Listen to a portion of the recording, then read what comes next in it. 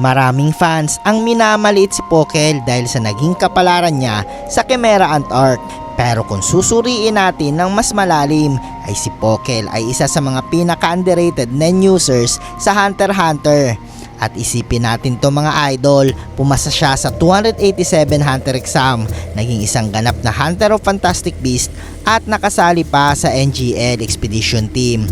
Isang misyon na malinaw na hindi para sa mga ordinaryong hunters. At ibig sabihin nito mga idol, bago pa man siya umarap sa Chimera Ants, dumaan na si Pokel sa isang matinding nen training na bihirang maabot ng karamihan. At ayon kay Wing, si Pokel ay natutong gumamit ng nen pagkatapos ng Hunter exam. At malinaw na nahirapan siya sa ren, isa sa mga pinaka-importanting aspeto ng nen. At dito pa lang makikita na agad ang unang pagsubok niya, kakulangan sa natural talent. Hindi tulad ni Nagon at Killua na halos likas ang lakas ng aura. At si Pokel ay kailangang paghirapan ang bawat hakbang. Malamang nagsimula ang training niya sa sobrang basic, matagal na zetsu para makontrol ang aura leakage. Oras-oras natin para palakasin ang endurance ng katawan. At paulit-ulit na rin exercises na halos ikasiran ng kanyang stamina. At bilang isang emission type na user, mas mahirap ang kontrol ng aura para kay Pokel. Ang emission ay nangangailangan ng eksaktong distansya, timing at precision. Kapag nagkamali ka ng konti, mawawala ang epekto ng kakayahan mo. At posibleng sa unang taon ng training niya, madalas mag-fail ang aura projection niya. At isipin ang frustration, pilit mong pinapalabas ang aura pero humihina ito sa ere, nawawala bago pa tumama sa target. Ito marahil ang dahilan kung bakit napilitan siyang mag-focus sa weapon-based nen, particular sa bow at arrow.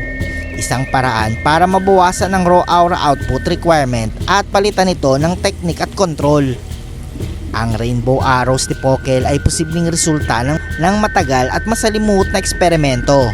At bawat kulay ng arrow ay maaaring sumisimbolo sa iba't ibang nen conditions o output modes. May pang damage, may pang detection, may pang paralyze at posibleng may pang communication sa mga hayop. At bilang beast hunter, hindi lang laban ang mahalaga sa kanya. Kailangan niyang hulihin, obserbahan o in-neutralize ang mga nilalang na hindi pinapatay. At ibig sabihin dito mga idol, dumaan siya sa training na hindi lang pisikal, kundi mental at emosyonal.